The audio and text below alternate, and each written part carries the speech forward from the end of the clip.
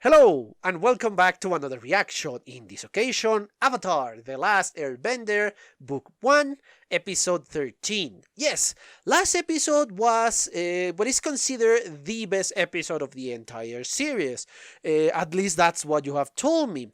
And yes, I kind of understand where are you coming from. Obviously, again, I lack the context of the rest of the series, so I can say, oh yes, this is the one. I still need to watch the rest of the series so I can declare the same as you guys, even if it's not the case, at least in my personal opinion. Perhaps I have another favorite episode, who knows? But to say that, again, I need the rest of the series. And I still think I'm missing a lot of stuff that I wanted to speak about in my last Avatar reaction. I wanted to say so many things that even I think my notes came very short of what I really genuinely want to say. And even with that, that video was just so gigantic. I think it was 40 minutes of me reacting and obviously commenting and everything. It was huge, a huge video. But again, I still feel that I did not say anything, or I didn't say all the things that I wanted to say. Luckily for me, some of your comments, and yes, the comments that you leave, obviously I read them. I haven't answered them because, yeah, I've been kind of busy in the moment.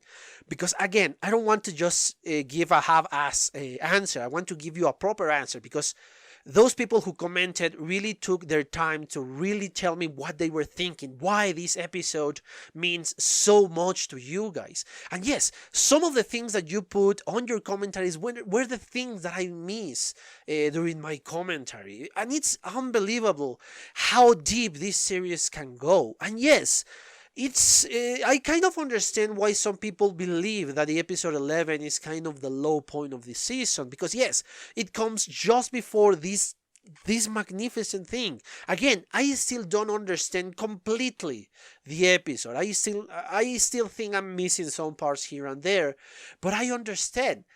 That said, I really do not share that is the worst, or again, perhaps it's the worst. But as I said during my commentary of episode 11, even if you're a less polished diamond in a pile of amazing diamonds, you're still a freaking diamond. So yes, I still think episode 11 is a pretty good episode, a pretty solid one, and give you the lesson that you need.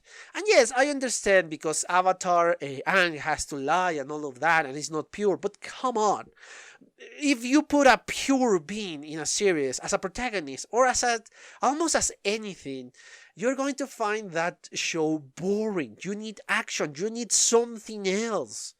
So I understand the lie, and a lie that actually help people to grow outside of this hatred.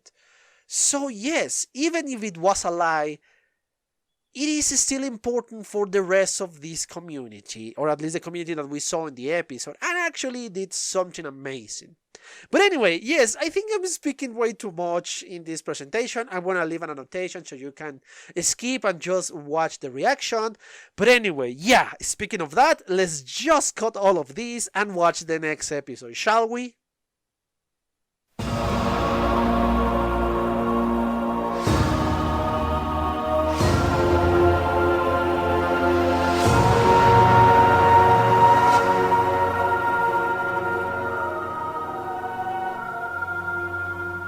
Okay, I'm back. I just watched a second time the 13th episode of the series. Obviously, the first thing I want to speak about is the twist in the end. It's amazing, and I honestly had no idea who could that be. I was perhaps trying to see if it was another member or it was going to be another member of the crew or something like that. I have no clue. I had no clue back then. But once you start to think about it, yes, it makes sense. Obviously, that is the important part of the episode. We need to speak about the storytelling of this one in particular. You need to get rid of two of the characters. This needs to be an affair of a couple of characters. In this case, Aang and Prince Zuko. How do you get rid of the other characters? Easy. you give them a flu, and it makes sense for what happened in the previous episode, thanks to the storm, the literal storm, obviously. Not that the storm that caused in the freaking fandom, I guess, when the episode was out. And yes, it makes sense for them to be sick. I guess Aang, I don't know why he is not sick. Perhaps because he's the Avatar, because perhaps he's accustomed to cold. I have no clue why, but obviously that is not important. The important part is that we got rid of said characters. And of course, you need an excuse for one of the characters, in this case Aang, to go out in the open. Because yes, it will be very, very hard for anybody to find them in these ruins, because they were pretty well protected, pretty well hidden. So yes, I don't think a lot of people was going to look for the Avatar inside of said ruins. So yes, I love the way they move the plot forward. Because again, it doesn't feel forced, it feels natural. Now, obviously we need to put all these characters in a certain situation that we want them. Now, what is that situation? You need to give more resources to give us now a different threat. Again, the public is more sympathetic towards Prince Zuko for all that happened to him. You learn how terrible his destiny has been, because again, as you mentioned in your comments, this is not just a common soldier that attacked Prince Zuko. This was his father. That in and of itself is a terrible thing. But obviously the circumstances surrounding this attack were even worse. So, now we have our sympathetic villain. The public is now perhaps not in complete side for Aang, but actually in some regard in the side of Zuko. Even if what he wants to do is deliver the Avatar to the Fire Lord, we still kind of sympathize with him because he wants to do it so he can return to his normal life, to his country, to his father. He wants to prove to his father that he's not weak. Obviously, we know that it's impossible for the things to go to normal. We know that because all the trauma, all that happened in that moment is going to create something different. It's going to create a different being. So yes, obviously there is not going to be normalcy now on.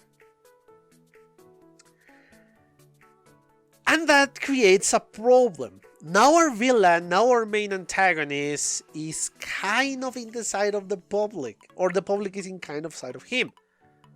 We need another villain. And now Admiral Yao is our perfect candidate. Because yes, he has been an asshole in previous episodes, and he has been this ruthless man. And obviously the perfect candidate for our main villain. Well, for our visible villain, I think. And we got him with a lot more power, and we saw said power. We saw that he will use his power no matter what. He's going to use it against everybody who is in his way, including his own Fire Nation soldiers or fellow soldiers. We saw that from the first scene when he was speaking with the colonel. I think it was the rank of said officer. And of course, this message has been sent. I guess this is not a coincidence. This message has been sent to all the commanders, all the high-ranking officers, that we have a new admiral and that he needs to capture the Avatar. This is the top priority of the kingdom. So yes, so obviously everything has been set up for a different type of series, let's say. This is complicated. This is complicated to put it on words. This series is evolving. The first 11 episodes, it's kind of obviously the game of chasing the mouse. we have our fixed villains, we have our protagonists, and yes, the Fire Nation were the evil guys. That's how the series started. But it has been progressing little by little, giving us better characters, giving us better perspectives of everyone, including our villains from said first 11 episodes. And now we are entering into a phase in which the show is growing, and it's growing fast. Again, I think I start to understand why you said the series starts to pick up until this point. Well, from previous episode, obviously. But yes, I think I'm starting to understand that. And obviously, our characters, if they need to move on, if they need to grow, we need to change a little bit of our narrative. Yes, this is still kind of the game of chasing the avatar, but with different parts. One which we can sympathize with, and the other one that is completely ruthless. And I'm just speaking about the Fire Nation side. Aang obviously is a growing kid.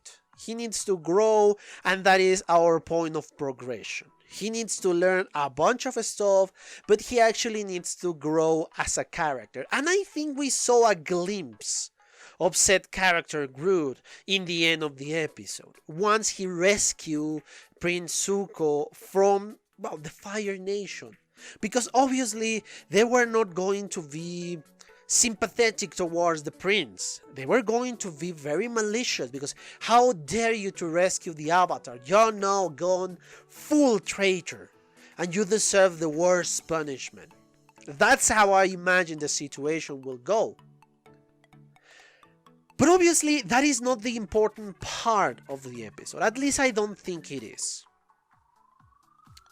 Once it's revealed that the Prince Zuko is trying to rescue the avatar, it makes sense. It's not just something ridiculous that, oh, just for the plot twist. No, it makes sense, because the prince wants to recover the honor, his honor, and wants to return to his nation, and the avatar is the key for that.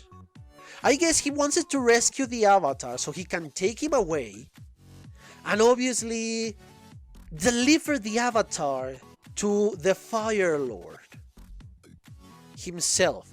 So yes, his intentions were not good, at least not for Aang, but he needs his cooperation. That's why he wasn't not threatening, oh, you're just my prisoner. No, he wants to be his friend, let's say, during those short period of time, so he will help him out and they could escape, both of them.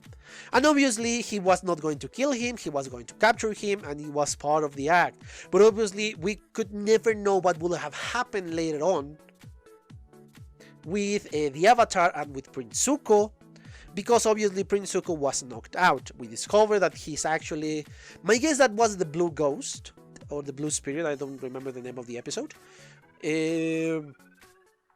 And obviously, once we reveal the truth, is the twist. But again, it makes sense, the twist. It's not just a twist for being a twist. And this is when the episode starts to go even deeper. At least I think. Don't get me wrong, the action was freaking awesome. And the reveal was awesome too. But I think the real depth of the episode came after this moment, after the revelation. Because yes, Aang rescue Prince Zuko, and instead of just abandoning him, he waits until he wakes up, and they start to say, okay, maybe we could have been friends in another time, maybe if the Fire Nation wouldn't have invaded us, and all of that jazz, we will be friends. This is important for us. Because again, as I said before, I kind of felt a connection between the Avatar and Prince Zuko. So, what is going on? What is that connection? And I think this connection is going deeper and deeper beyond that. And again, once he returns and goes to sleep, because yes, he's tired for all that happened there, we kind of see an interesting moment. Perhaps I'm reading way too deep into this. Perhaps it means absolutely nothing in the long run. But that last image of Prince Zuko just turning around to the banner of the Fire Nation perhaps represent the moment in which he just abandons the Fire Nation, gives the back to the Fire Nation. And this is when we're starting to see something different. I don't know.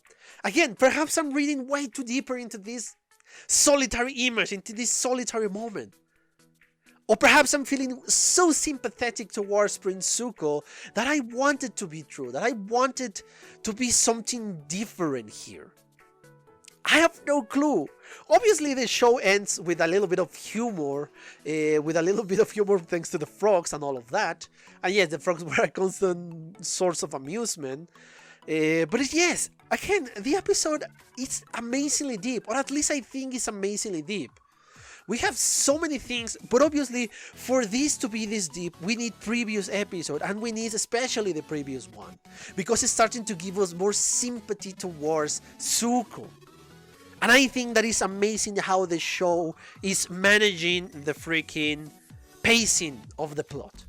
But anyway, I think I exhausted the topic of this episode. I hope you enjoy it. If you think I missed something, please let me know in the comments. And yes, I have nothing else to say, but thank you for your attention and see you on the next one. Bye! Okay guys, I hope you enjoyed that video, and if you did, give it a like so the algorithm from YouTube will help me out.